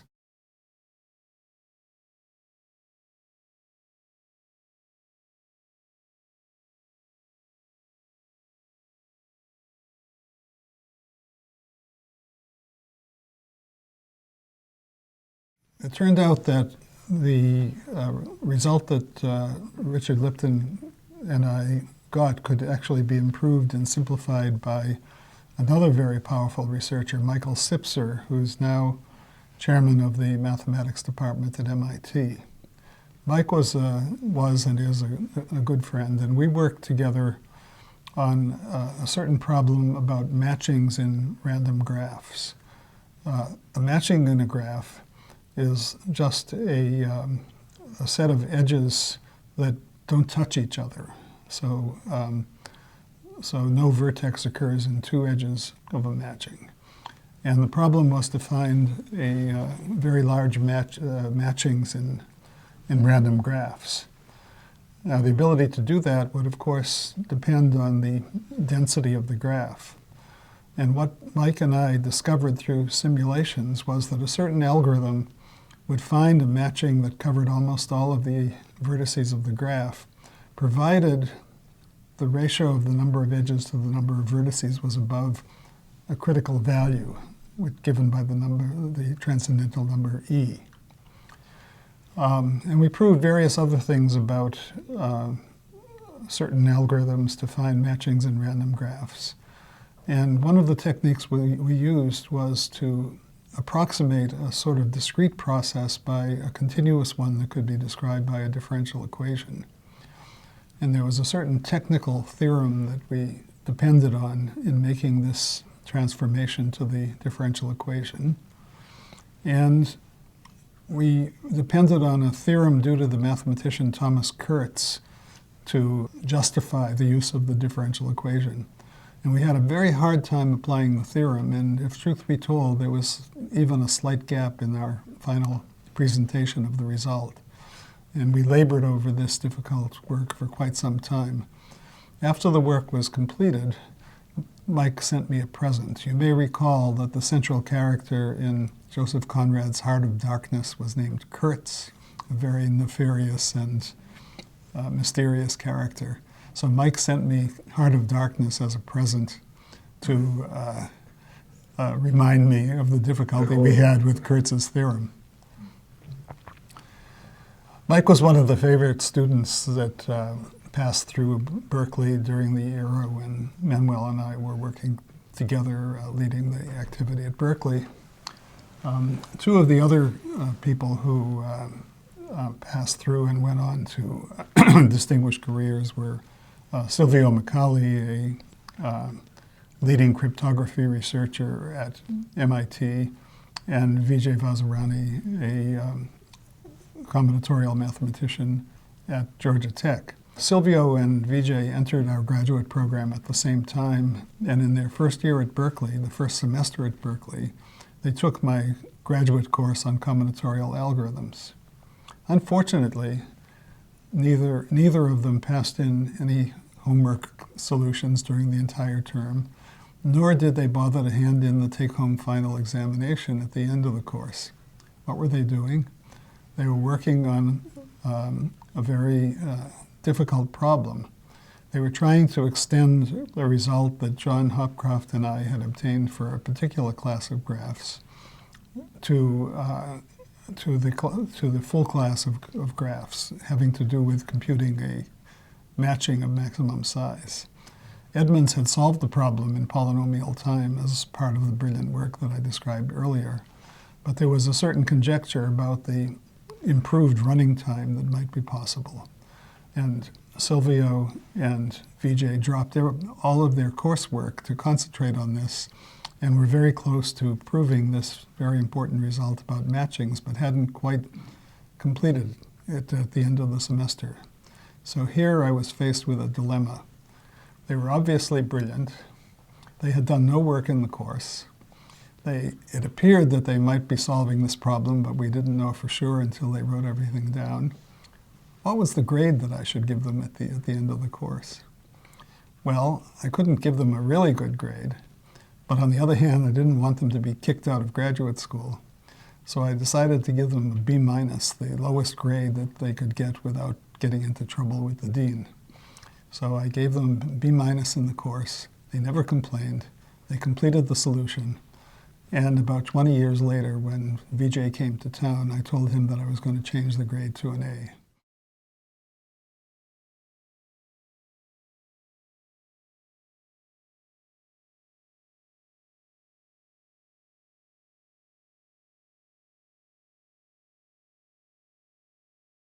And it was about that time that we had a complexity year at MSRI. Yeah, that was wonderful. That was a great experience. MSRI is one of the mathematics institutes, I think the first one to be set up as a quasi-permanent institute for the study of mathematics with National Science Foundation sponsorship. And I think it was quite early in the history of MSRI. It was 1985 when Steve Smale asked me to join forces with him in running a year-long research program in computational complexity at MSRI. And so I was very happy to join with Steve in proposing this. And during that year, I worked intensively with the staff at MSRI, and in particular with the mathematician Calvin Moore, who was the associate director at the time. And he was incredibly helpful and selfless in handling all of the details, all of the logistic details of selecting and bringing in postdoctoral fellows and visiting faculty.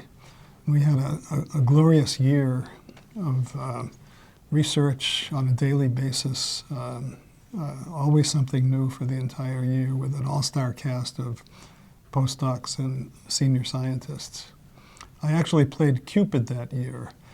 I introduced David Schmoyes to Eva Tardos, who were both postdocs at the time at the Institute, and I asked them to run the colloquium, to run the weekly lectures at the Institute.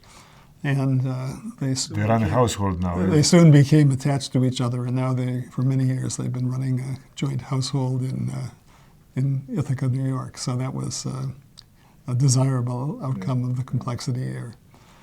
I didn't get a lot of work done that year. I was too busy going to talks and enriching my background, but it was a great success. And many of the postdocs and young faculty who participated said afterwards that it really broadened their horizons.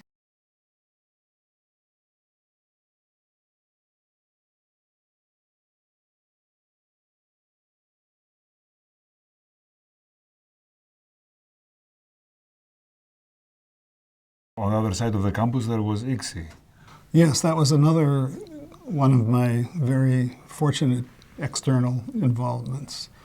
Around 1988, a group of people from industry and universities in Germany decided that they would like to sponsor a new institution that would receive postdoctoral researchers from Germany and integrate them into research projects. They had found that the usual channels of bringing postdocs from Germany into American universities didn't always guarantee a warm reception or a good connection for the postdocs with the ongoing activities. So the charter of this new institution was to provide a home for these postdocs where they could be well integrated into the activities.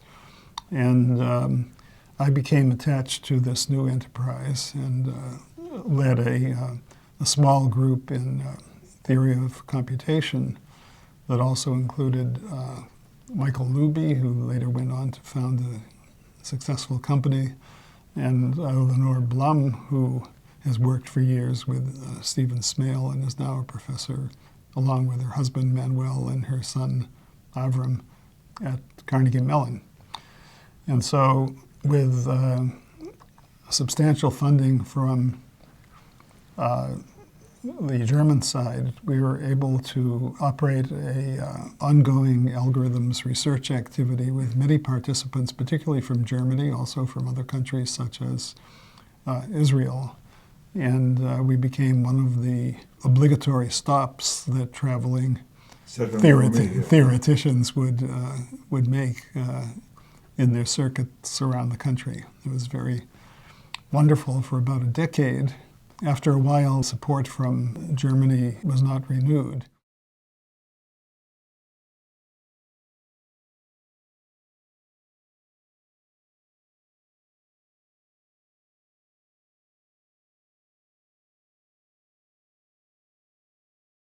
After several years at ICSE, I succumbed to an early retirement offer from the University of California. It was a famous moment in 1994 when the pension system of the university was rich and the university was poor. And so they decided to pension off, to provide inducements for people to retire. And so even though I was nowhere close to ending my career, I succumbed to this offer and moved a year later to the University of Washington. The reason I chose the University of Washington was that I was very interested in computational biology. In the early 90s, the Human Genome Project was getting into high gear, and there was a feeling that, first of all, biology would be the most important science of the coming generation. And also, I had the feeling that there was a great opportunity for work in combinatorial algorithms related to biology because we were dealing basically with combinatorial objects. We were working with the genomes, which are strings of symbols. We were working with networks of interacting proteins and trying to figure out which subsets of the interacting proteins work together to regulate the activities of cells. There were just many combinatorial problems. There were problems of figuring out the phylogenetic trees that indicate the descent of different species from ancestral species. And it seemed like a very rich area where I felt that my combinatorial skills would give me an edge.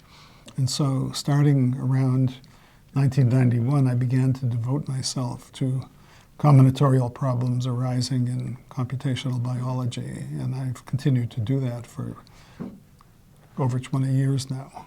So coincident with the extension of the early retirement offer came the opportunity to move to the University of Washington for a time, where computational biology was more advanced than it was at that time at Berkeley. And so I spent 4 very happy years at the University of Washington sitting at the feet of biologists and trying to learn the trade. It was a paradoxical situation because I would wander over to the labs that were where the various postdocs in molecular biology were doing their work and trying to understand what they were doing, more or less as a humble student. And then when they decided to move on from their postdocs, they would ask me to write a letter of recommendation. So it wasn't clear which of us was the teacher and which of us was the student. But in any case, I benefited greatly from that exposure to computational molecular biology and learned a little bit about what goes on in the labs and what kinds of experiments and measurements are feasible.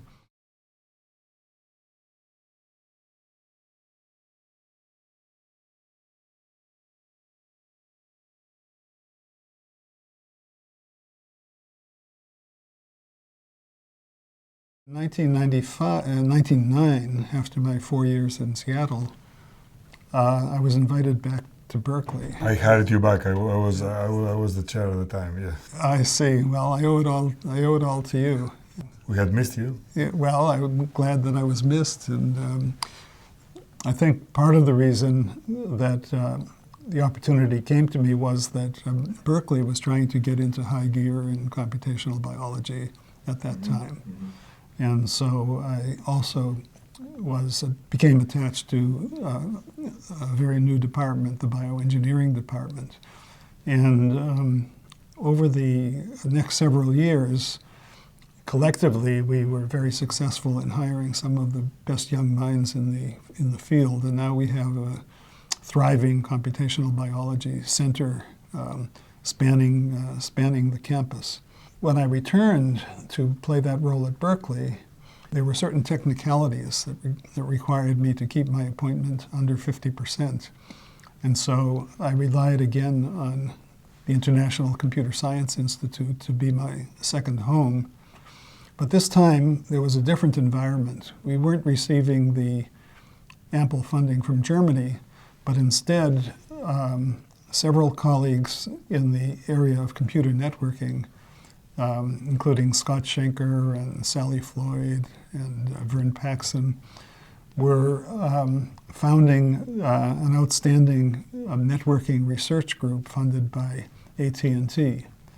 And even though I hadn't done any work in computer networking, they invited me to join the team, which I was delighted to do. And so for the next several years, in parallel with my work in computational biology, I worked with you on one occasion and with Scott Schenker and others on problems in networking. The most significant outcome of that period of research had to do with the concept of a peer-to-peer network. A peer-to-peer network is a system of computers which collectively share their common data. And the fundamental, so a computer in a peer-to-peer network may well be holding data that doesn't belong to it, so to speak, but is being stored on behalf of some other computers in the system. One of the problems in the peer-to-peer network is the navigation problem of locating the computer in the system that contains a given piece of data, given the name of that data. And this is a difficult problem because the system is dynamic. Computers are entering and leaving, and so the assignment of data to computers is constantly changing. And we developed a particular method for solving the navigation problem. In other words, using this method, a query could enter the system at an arbitrary computer, and given only the name of the data that was being searched for, the computers could pass the query on from one to another until it reached the appropriate target where the answer could be found. That paper turned out to be my second most cited paper, the most cited one being the initial paper on reducibility among combinatorial problems.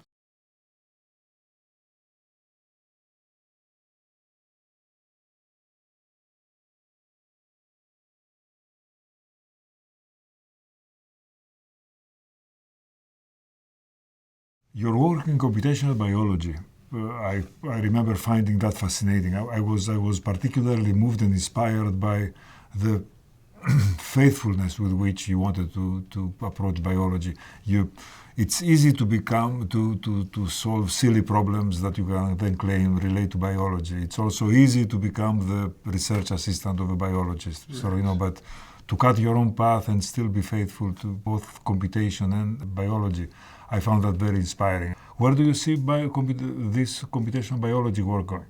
I think that it's really of fundamental importance for the future of science and medicine, because we're entering a phase of personalized medicine now, where it may be possible to tailor medical treatments according to the particular genetic structure of an individual, the particular mutations and variations in an individual's genome.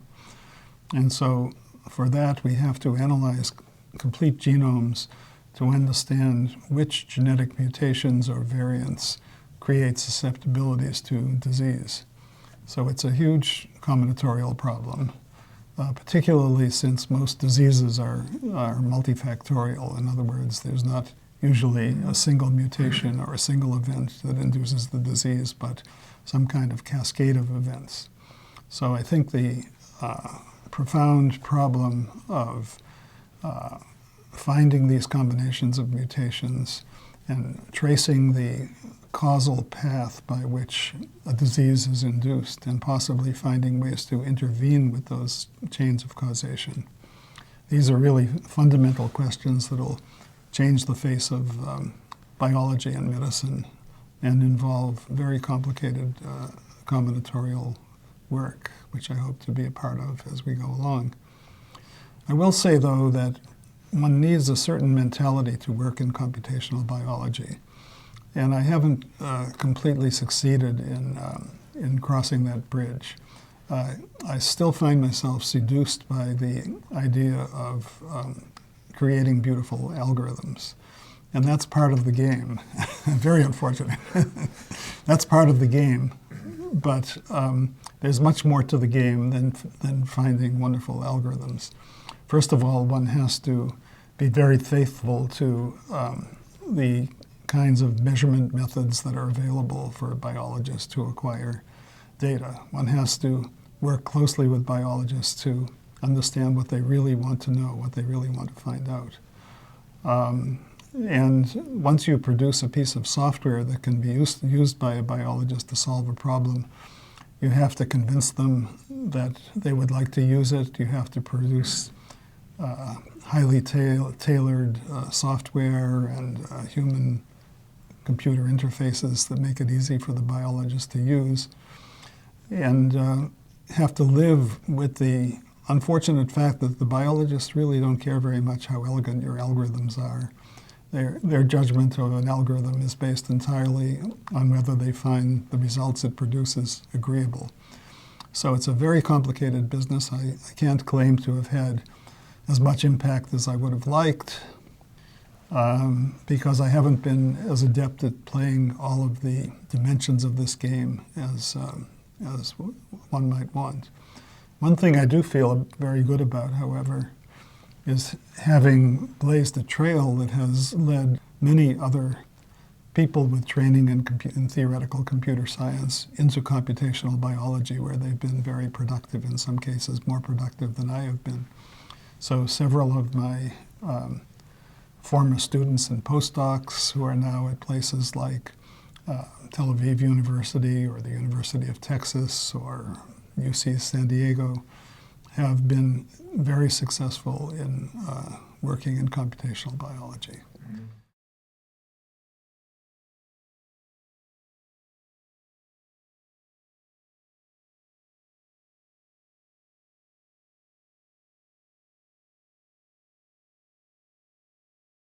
You blaze the trail for computer scientists to open up in different sciences also. You know, that was around the time when quantum computation was being formalized, and also it was just around this time, early mid 1990s, when the web and the economics of the internet were knocking on our door, and so it was the time where computer scientists started working on problems of the other sciences and of the world. Berkeley has really been one of the focal points for that kind of outlook on the sciences.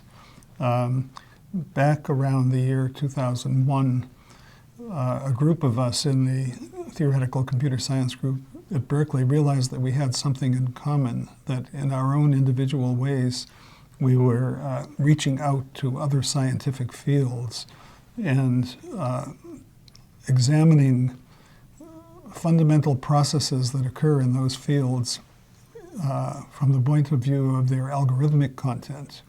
Typically, people in the physical sciences would analyze a process in terms of the energy balances and the energy consumption. But often you could think of the logic of the process as well and look at how the process evolves as a kind of computation. So, for example, our colleague Umesh Vazirani, working in quantum computing, took that point of view. Another colleague, Alastair Sinclair, applied the same point of view to statistical physics. You yourself ventured into economic mechanisms and the analysis of processes on the web. And I continued to investigate regulatory pathways and other aspects of computational biology.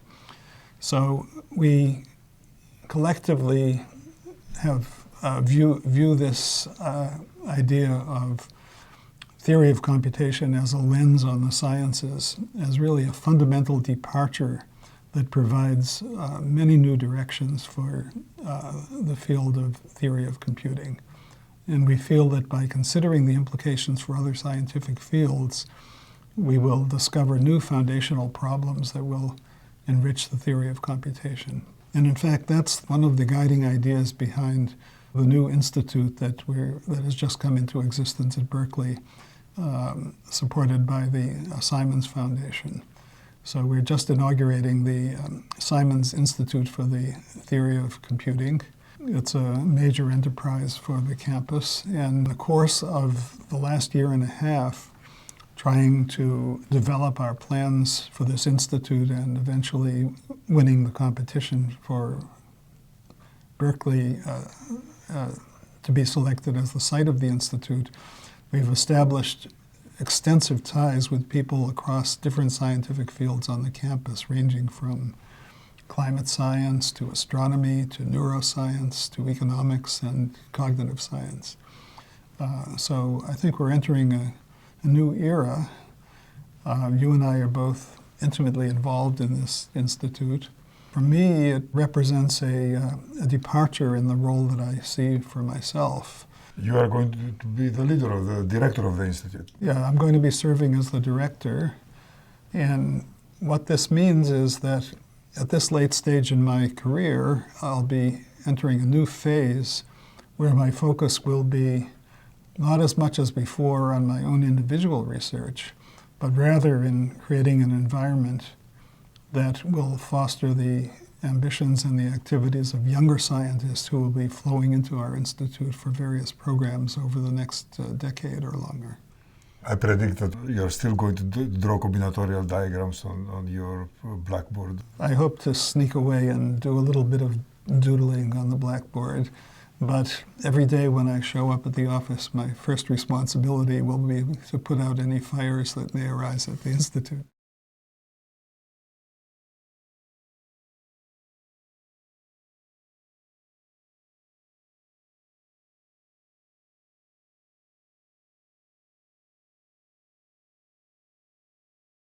You started your scientific career when computer science was an embryo. That's right. In some sense, your career sort of helped shape and define our science. I mean, was it a choice? Would you say that you went in that direction because you saw something in the future, or what can you say about computer science? As how you compare computer science as it is now with how it was then? Well, as I told you earlier, my mother told me that the data processing amazing foresight. I mean, I can't believe that. I don't think that many mothers at that time knew this. Right. Well, she was an unusual mother. But speaking seriously, I really feel that for somebody who is mathematically inclined and who is particularly drawn to discrete processes and dynamical systems, where you look at systems not statically, but in terms of how they change in the manner that an algorithm is executed, one can still find enormous challenges. I think I was very fortunate. I could not have chosen a better time to begin my research career, because computer science had, I believe, had not even been given a name at the time that I completed my PhD, but in effect we were doing it at Harvard. And so there were just fundamental problems that were sitting on the ground waiting to be snatched. It's funny, my PhD is probably 17 or 18 years after yours, and still I feel that I was at the very beginning of computer science. You know, that there was low-hanging fruit, there was a lot of more paths had to be cut than followed, and so on. Yeah, I think the frontiers are being pushed out, and it's probably not possible anymore for somebody to have a detailed knowledge of all of the different branches. I think on the eve of my qualifying exam at Princeton, I was the last person who knew all of computer science. That was 1974. It's become more specialized, but compared to mathematics, the frontiers are still accessible. It's still possible for a young scientist to quickly move to the forefront of a sub-area. And in fact, I've been addressing this question in a very personal way, because my son is now entering graduate school. After a career at college where he first studied neuroscience, then economics, he decided in his senior year that he would like to be a mathematician. And so I've been counseling him over the past year or two about, you know, what he should do, how he should pursue it. And it turns out, quite by chance, I think, although maybe it has something about the genes as well, that his interests are very parallel to mine. And he'll be entering a program in the fall in algorithms, combinatorics, and optimization, areas that are very closely related to computer science. Mm-hmm. So yes, I still think that the opportunities are great. And in view of the immense sophistication of pure mathematics, one can probably get the best mileage from his limited abilities by working in computer science as compared with a branch of pure mathematics.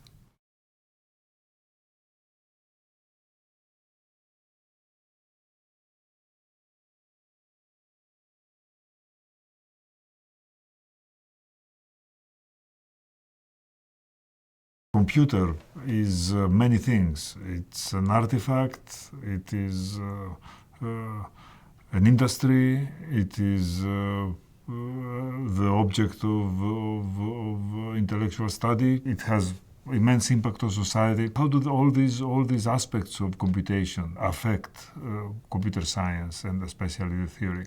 We need to turn our attention to models different from those we used before. So for many decades, the Turing machine model held center stage, and it was adequate for most of our investigations. So in the case of a Turing machine, the task is very simple. You have a single user computing a single function.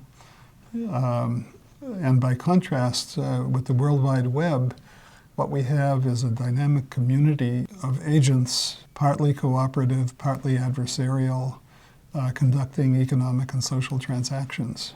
And it requires a totally different emphasis on a whole new set of problems that involve economic mechanisms, communication, questions of inducement and motivation that do not arise in the classical theory of computation.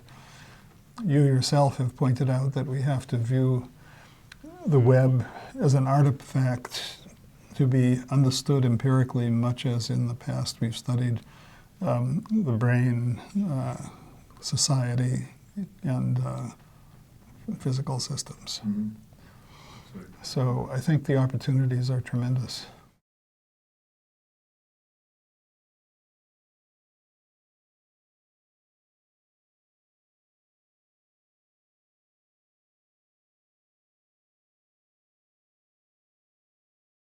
What would you say is the difference between the worldviews and ways of approaching problems between a mathematician and a computer scientist? I think the most fundamental notion is that